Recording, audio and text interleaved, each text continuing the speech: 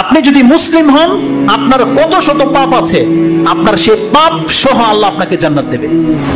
আমার একটা সময় কেটেছে বেনামাজি অবস্থায়, কিন্তু সৌদি আরবে নেওয়ার পর আল্লাহ সুবহানাহু ওয়া তাআলা আমার অন্তরে সেটা গেঁথে দিয়েছে, বান্দা যে আমি পাপী, হতে পারে আমি পাপী, কিন্তু আমি মুসলিম হয়ে মরতে চাই। আর আমি যখন জেনেছি 5 ওয়াক্ত নামাজ পড়লেই মুসলিম, আর না হলে সে মুসলমান থাকে না, তখন আমি নিজের জন্য পছন্দ করেছি যে আমি পাপী হই, হয়তো আল্লাহ আমাকে মাফ করবে, কিন্তু আমাকে মুসলমান হয়ে মরতে হবে।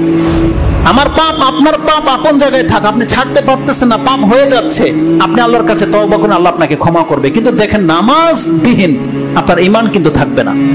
আপনি পাপী, আমি অনেক বড় পাপী হতে পারি, কিন্তু আল্লাহ বলছেন, বান্দা তুই আমার সাথে মুসলিম হয়ে সাক্ষাৎ কর, তার জীবনের সমস্ত পাপগুলোকে মাফ করে দেওয়া হবে। আল্লাহ বলছেন জান্নাত বানানো হয়েছে মুমিন মুসলিমদের জন্য, আমাদের মুসলিমদের জন্য। এর চাইতে বড় মেসেজ, এর চাইতে বড় আল্লাহর ইহসান বা আল্লাহর এলান আর কোনো কিছু হতে পারে না।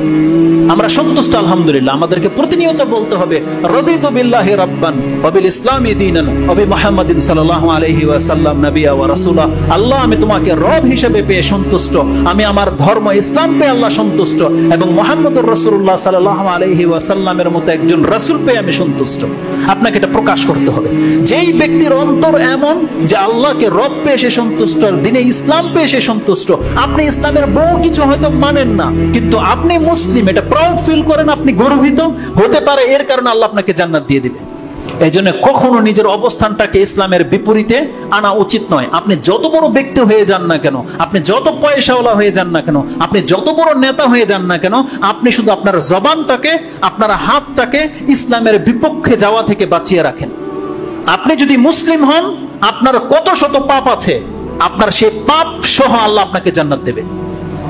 যদি আপনার পাপ এমন হয় যে কিছু কালের জন্য আপনাকে জাহান্নামে যদি ফেলতে হয়, আল্লাহ ফেলবে, কিন্তু আল্লাহর দয়ায় আপনাকে মুসলিম হওয়ার কারণে সেখান থেকে উঠিয়ে নিয়ে আসা হবে। এই বর্ণনা কোরআন হাদিসে যথেষ্ট রয়েছে। আপনি কি জানেন, আমি সালাত আদায় করি শুধু এই কথার ভিত্তিতে। আমার একটা লাইফ কেটেছিল, যেহেতু আমাদের ইসলামিক পরিবার না, আমি আম পাবলিক ছিলাম আপনাদের মতোই, কিন্তু আজকে আল্লাহ আমাকে মেম্বরে দাঁড় করিয়ে দিয়েছে। যদি ওই যোগ্যতা আমি রাখি না, আমার একটা সময় কেটেছে বেনামাজি অবস্থায়, কিন্তু সৌদি আরবে নেওয়ার পর আল্লাহ সুবহানাহু ওয়া তাআলা আমার অন্তরে সেটা গেঁথে দিয়েছে, বান্দা যে আমি পাপী, হতে পারে আমি পাপী, কিন্তু আমি মুসলিম হয়ে মরতে চাই। আর আমি যখন জেনেছি 5 ওয়াক্ত নামাজ পড়লেই মুসলিম, আর না হলে সে মুসলমান থাকে না, তখন আমি নিজের জন্য পছন্দ করেছি যে আমি পাপী হই, হয়তো আল্লাহ আমাকে মাফ করবে, কিন্তু আমাকে মুসলমান হয়ে মরতে হবে। ওই দিন থেকে আমি 5 ওয়াক্ত সালাত আদায় করি।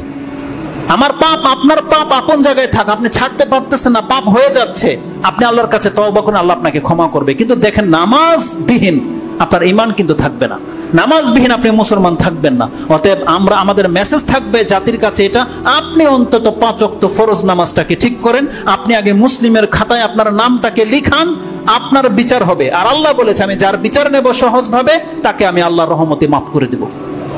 আর যারা নামাজ পড়ে না, বলা হয়েছে তারা কাফের, মুসলমানই না, তাদের হিসাবই নাই, বিনা হিসাবে জাহান্নামে ফেলে দেওয়া হবে। ওটার চাইতে বেশি বেটার নয়? আপনি দুনিয়াতে রং তামসা করেছেন, কিন্তু মুসলমানের খাতায় আপনার নাম রয়ে গেছে, আপনার চাইতে ভাগ্যবান কে আছে? আপনি শিরিক করা থেকে নিজেকে বাঁচিয়ে রাখেন। এমন কোন কাজ আপনি করবেন না যে কাজ করলে ইসলাম থেকে আপনি বেরিয়ে যাবেন। এটা যদি আপনি না করেন, আর ইসলামের মধ্যেই যদি আপনি থেকে যান, রাসূলের স্পষ্ট বাণী, রাসূল বলেছেন, আলা, তোমরা ভালো করে জেনে রাখো, লা ইয়াদখুলুল জান্নাহ, জান্নাতে কেউ ঢুকতে পারবে না, ইল্লা মুসলিমাতুন, ইল্লা নাফসুন মুসলিমাতুন। রাসূল বলছেন, কেবলমাত্র মুসলিম ছাড়া, মুসলমান, রাসূল এই কথাটা বলেছেন, মুসলমান ছাড়া কেউ জান্নাতে ঢুকতে পারবে না। এটা কত বড় ইহসান! আমরা আল্লাহর কাছে দোয়া করি, আল্লাহ তুমি যেহেতু আমাদেরকে মুসলমান করে জন্ম দিয়েছো, আল্লাহ আমাদের মৃত্যুটা যেন ইসলামের উপরে হয়। আমিন ইয়া রাব্বাল আলামিন। আল্লাহ এমন কোন কর্ম যেন আমরা না করে ফেলে, শয়তান যেন আমাদেরকে দিয়ে ওই কাজগুলো না করাতে পারে যেই কাজ করলে আমাদের ইসলাম টিকে না। আল্লাহ, আমরা তোমার বান্দা হয়ে বাঁচতে চাই। আল্লাহ তুমি আমাদের ঈমানকে তোমার রহমত দ্বারা তুমি হেফাজত করো। আমিন ইয়া রাব্বাল আলামিন।